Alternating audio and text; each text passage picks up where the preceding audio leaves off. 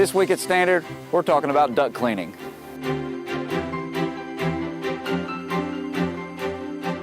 Clean ducts equals clean air in your home. Most homeowners don't know how dirty their ducts really are.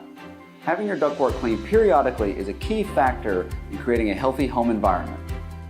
Our process for duct cleaning consists of a large vacuum trailer connected to the ductwork to remove dirt and debris.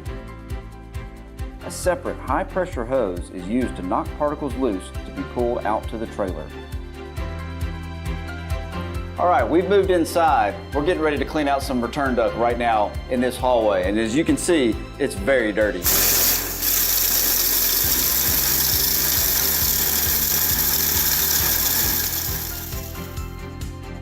One question we get asked a lot, is this process messy? It isn't. All the dirt and debris gets pulled out to the vacuum trailer and does not go through your home. An additional step we take is covering each vent during the process to keep your home clean.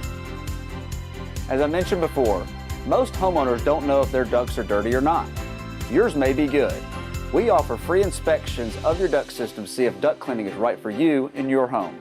Thanks for watching This Week at Standard.